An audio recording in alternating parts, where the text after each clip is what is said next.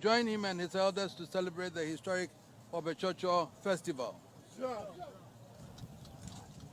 We have come to Anloga with joy and happiness, and with glad tidings of peace and ever-increasing prosperity of Ando State.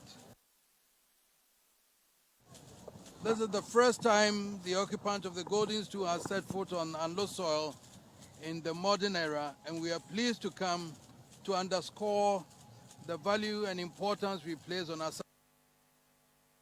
Ando. Our presence here is also a tribute to my brother, the Awomefia, for his visionary leadership since he succeeded to the sacred stool of his forefathers. We have watched with admiration the unwavering commitment of Togris III, not just to the welfare of his people, but to the preservation of peace and the unity of our country. Understandably, his primary focus is on the social and economic advancement of his people.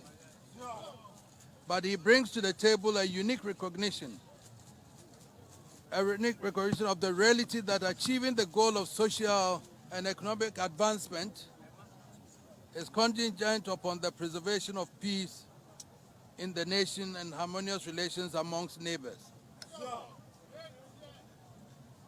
That is why traditional leaders of this nation, as the guardians, as the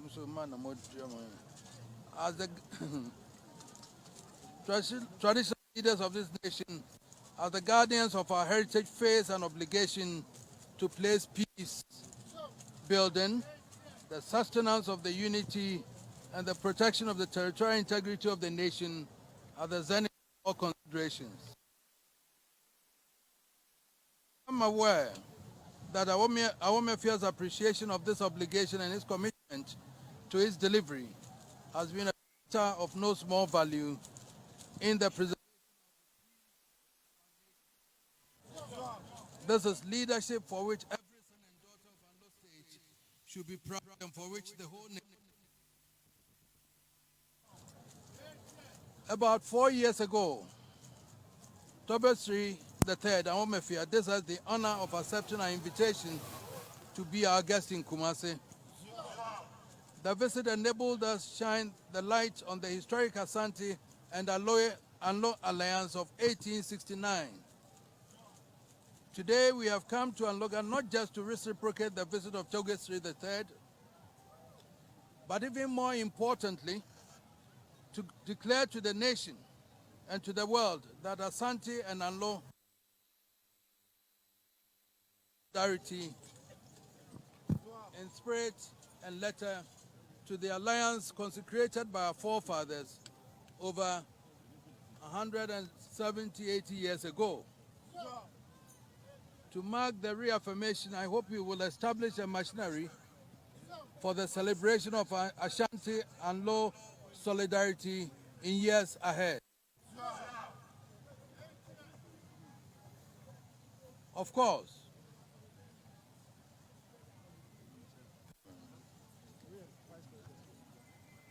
we're Vice President there. Of course, I'm not unmindful of the fact that the complexities and vagaries of modern politics have cast an often uncomfortable shadow over our relations. It is undeniable that our people have become associated with differences in political choices to an extent that has injected some unwarranted mistrust and compromised the brotherly harmony conceived by our forefathers. It cannot be our role to question the political choices people make in our modern democracy. But I'm sure we can all agree that it is patently wrong to deduce from the differences in political choices or religious beliefs the existence of any inherent animosity between our people.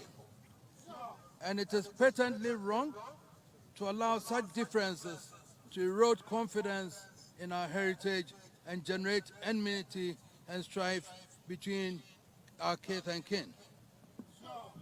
Our forefathers knew who they were and what they were doing when they forged a concrete alliance between Asante and Anlo during an era dominated by intense warfare. In the past century, both Asante and Anlo collaborated on struggle through periods of change. Asante Mine dutifully created an Anloga division as an equal part of the traditional administration of Kumasi. Indeed, we have gone further to create a unique traditional system of governance which provides for every ethnic group to be represented by its own chief on an equal basis. How better can one reflect the depth of our respect for harmonious community relations?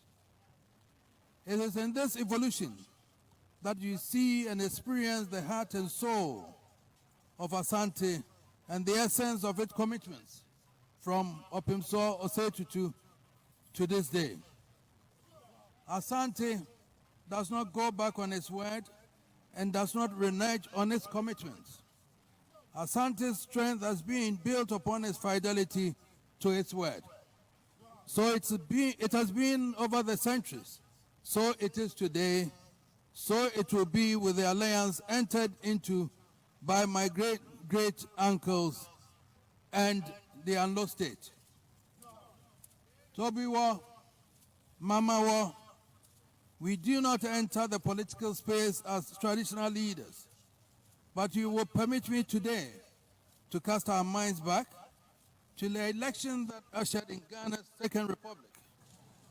I do this most reluctantly, but with some personal feeling because of the need to clear some of the distortions that have festered and adversely affected our relations. There is no historian or political analyst who would deny that the odds were stacked against a favorite son of the Anlo state, Komla Abeli Bedema, when he formed the National Alliance of Liberals. Bedema was CPP. Even though he had fallen out with President Nkrumah and spent time in exile, his political base was that of the CPP. When President Nkrumah was overthrown, the CPP was proscribed and its members banned from the electoral process. Thus, apart from the area where he was heralded as a favorite son, in the rest of the country, the base from which he would draw his support had been removed. It was the political opposition to President Nkrumah which naturally benefited from the political process. Only politicians, not us traditional rulers, can understand and address the machinations at work then. What nobody can suggest on any evidence is that it had anything to do with Asante or any ethnic consideration for that matter. But Tobewa, Mamago, now consider why this means so much to me personally. When Komla Abeli Bedema formed NAL, National Alliance of Liberals, where did he find the man to be his right man as national chairman? The person he found to be his national chairman was no other than my own brother. Yes, my own brother, Burma John Francis Kobna, son of the then reigning Asante Himan, Nana Mesuwe Nyako. John Kobna, a distinguished lawyer, knew he was placing his future traditional prospects at risk by opting for frontline politics at the time. But he believed so much in the leadership of Bedema, he was willing to make the supreme sacrifice. How could the son of the Asante man, at the very heart of Menchia, be out there as the right-hand man of Afro Bedema, if indeed there was an Asante conspiracy against him? And how does it feel for my own brother to make the sacrifice he made, only to hear the distortions that have persisted to this day?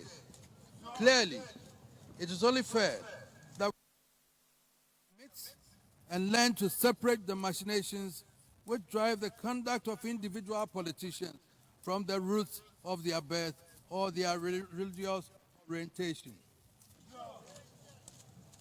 By the wisdom of our forefathers, the celebration of a Hobechocho appropriately provides for a period of reflection and soul-searching for the settlement and resolution of discord within families and among the people.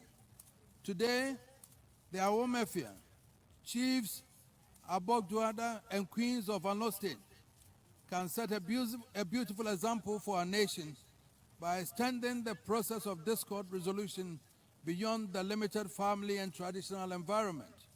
You can help kickstart a process to purge ourselves of past contaminants of all types, flush out the sources of unwarranted discord, and encourage the growth of a healthier climate for public discourse and social and even political interaction. Our Mafia, Asantemai thanks you for remaining true to the ideals of our forefathers. We applaud the Tobiwa, Mamagawo, and elders for the loyalty and good counsel which they have served their proud state. And we thank you again and again for your hospitality. As we prepare for brother to bid brother goodbye, I ask, in the spirit of the moment, to let the elegance of Fontomfrom and the energy of Abaza blend to the music of peace, to the glory of one nation we proudly call Ghana. May we forever triumph together in the arms of great Ghana. Azza Lo.